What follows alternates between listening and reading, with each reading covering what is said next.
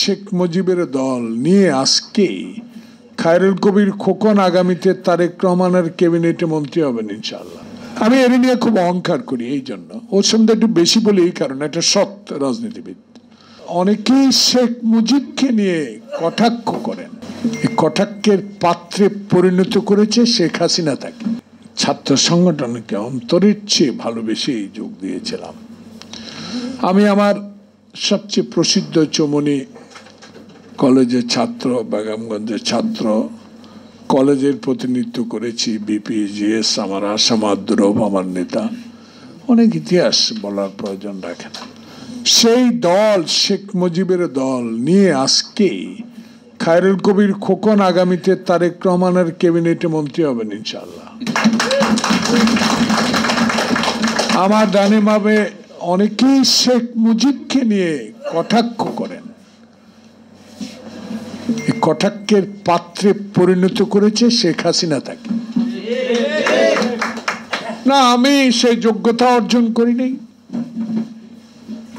খায়রুল কবির এমন পরিবারও জন্মগ্রহণ করে নাই যে শেখ মুজিবের অবদানকে অস্বীকার করব, কিন্তু অস্বীকার করতে বাধ্য করেছে 16 বছরের শেখ হাসিনার শাসন আমলের। অস্বীকার করার শুরু করেছেন উনি নিজেই, শেখ মুজিবুর রহমান।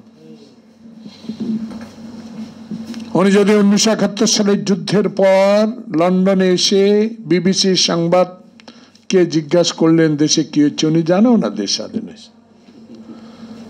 তাজউদ্দিনের বইতে স্পষ্ট লেখা।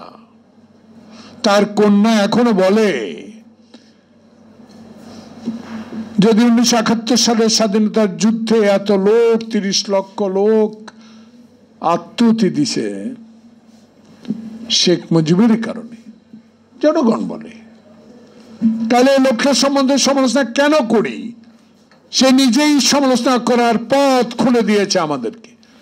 যদি শাসন আমলে এসে দেশে 32 নম্বর রোডের আর ইটের টুকরা মানুষ হাতে হাতে করে নিয়ে যেত না, যদি একা বসে একটা ছড়ি হাতে মাওলানা আব্দুল হামিদ খান ভাসানীর কথা শুনতেন, আর এই দেশে বিবেকবান শিক্ষিত ভদ্রলোক যারা চোর না, ডাকাত না, যারা পাকিস্তানের 22 পরিবারের বিরুদ্ধে কথা বলেছে, সেই গুণীজন থেকে মন্ত্রিসভা করে যদি দেশ পরিচালনা ছেড়ে দিতেন, উনি ছড়িয়াতে বসে থাকতেন, এই দেশে এত মোস্তফা আমার কম্বল কই, রাতে চোর, ব্যাংক ডাকাতি, চুরি, সিরাজ হত্যা এগুলো হতো না। আমি জানি না খোকন, আমার তো বয়স হয়েছে, আমি এর নিয়ে খুব অহংকার করি, এই জন্য ওর সঙ্গে একটু বেশি বলি, এই কারণে একটা সৎ রাজনীতিবিদ।